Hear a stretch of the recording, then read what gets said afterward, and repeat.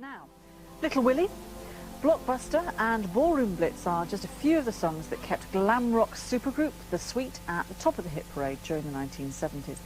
They split up in 1980 to follow their own careers, but for lead singer and heartthrob Brian Connolly, this was quite a difficult time actually. He turned to drink and suffered an amazing 12 heart attacks. But he's back, he's with us, he's well, he's singing with Brian Connolly's Sweet, and he's going to perform for us a sweet classic, Fox on the Run.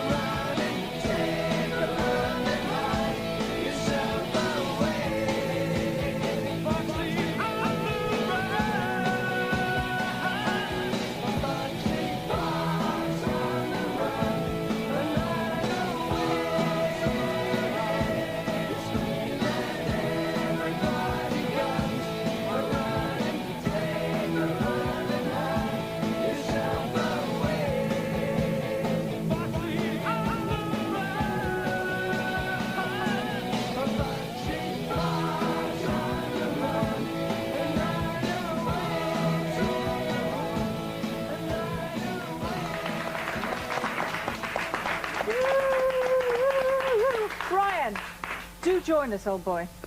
Yeah. Well, you sounded in fine voice, but you've been through the mill, haven't you? I mean, I've never heard of anybody having 12 heart attacks. Were they all at the same time? Well, consecutively, yes. One after the other over a period of about 7 months, I think. Right. I mean, do you remember them all? No, I don't remember any of them. I did regain consciousness between them, so they tell me. But most of the time, my mind's a blank. Right. And did they say what had caused them, or was it a genetic problem? Well, no, it was a combination. For one reason and another, you know, I was drinking too much. And the drink with the, at the time I was prescribed tension tablets that were a bit too strong for me, and the combination caused the cardiacs. Right. I mean, funnily enough, you hadn't particularly had a drink problem earlier on in your career, had you? I mean, No, you never, didn't drink excessively then? No. So was it after Sweet split up then that you... Yeah, it was to do with Sweet, really, because, you know, I got branded, I got labelled as being a drinker towards the latter end of Sweet, and that wasn't true. And at the time I left Sweet, I wasn't drinking at all. And the press in general and people in general, you know, put it down to, and I kept hearing it and I kept reading it, you know, that I'd been drinking and I was over the top with drink. So I thought, well, if I can't beat them, join them. I did. So you did, with a vengeance. I didn't intend to go that far, but, yes. you know. Yes. I mean, how bad was it sort of at your worst, do you think? Well, it was only for about 2.5 years. Obviously my metabolism wouldn't take it, but it was bad. It was bad. What was your poison? Was it spirits or...? Yes, it was spirits, because I'd never drunk spirits before. You know, I was a beer drinker. On the odd occasion I had a drink, it was only beer.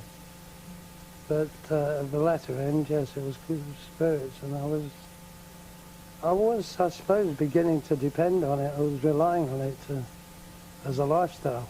Mm-hmm. And it was wrong, you know. In a way, the cardiacs probably, I hate to say it, did me a favour, but so that was I don't know if I would have had the willpower that because... so that you stopped after you'd had the hard... Well, after the cardiacs, I never touched a drop, and people say to me, oh, you must have had, you know, tremendous willpower. Well, it wasn't just willpower, it was fear. You know, it was fright. Having known about the cardiacs and been told by specialists how bad I was and how lucky I was, I think the fear, more than as much as the willpower, stopped me from ever touching it again. I mean, we can't help noticing that you still shake slightly. Is that a result of... No, that isn't. Because people must think, oh, you've been on the bottle again. No, that came years later. Yeah, that's what a lot of people think. Yeah. But that came years later. I had it came about 5 or 6 years ago, when I was back after the cardiacs playing football regularly for showbiz teams and things. And because I was working pretty, you know, solidly about 6 years ago, and I got pneumonia, and septicemia set into me as well. And I healed from that, you know, I got the okay. I went home from hospital, and I noticed I was shaking, I was like a quiver. And it's been a problem ever since. It doesn't stop you singing all right, though, does it? I mean, that's the extraordinary thing. I mean, you sound at all, and it doesn't bother me on stage at all. Is that right? You stop on stage then? Yes. I think it's for the, because I thought it was psychological as well, but apparently it's not. But it seems to be when I'm thinking about it, it's worse, or when if I notice anybody's looking at me, you know, I'm aware, and I seem to be more tensed up, so it gets worse. So I thought that you know, part of it was psychological. Yeah. But apparently not. So you got the new reformed... It's a spinal thing, I think. Right. You got the new reformed band and everything, and the new CD. Yeah, that's the current CD. That's the one that's right out at the moment. Can I ask you something? There's sort of, it's quite a complicated family thing you have, isn't it? Because I mean, you grew up as the brother of Mark McManus, who tragically died recently, the star of Taggart. Well, yeah, I belonged to... Well, I was fostered by the McManus family. But you didn't know it when you were a kid, No, I didn't know anything till I was 18. So to me, the brothers, the sisters, the aunts, the uncles, you know, everybody was family. I didn't know anything until I was 18. Because people say, oh gosh, you do look like him, there's a resemblance, but you... Yeah, well, I suppose there is a possibility, because I only have, I mean, I'm definitely a Connolly because I have proof of my mother. But you don't, you're not sure who your dad is? Connolly. Yeah. So, I don't have proof of my father, no. I suppose somewhere along the line there could have been some, I don't know, because nobody ever stopped to tell me, nobody ever, I went back after, What actually happened was I received a letter from the welfare department saying that they'd like to see me, phone up and make an appointment. I went in, and they said, do you know anything about it? I said, no. I thought they had the wrong person. They said, well, I'm sorry to tell you, but you're not a McManus, you're a Connolly. Well, you've had a hell of a lot to deal with one way or another, but you are back, Brian, and in fine voice. Well, it ain't been that bad. I know, yeah. No, it's not all been trag, for goodness sake. Good times. No, I know. Well, look, very good to see you again. And as I say, all the old Sweet classics and a few new tracks are on their new CD, which is called Let's Go. Yeah, stay with us after the break. Gardening guru David Hurrian and style expert Amanda Cross will be sprucing up your Christmas tree. We're also going to be catching up with the brassy Aveling from Bread, alias actress Melanie Hill, after this.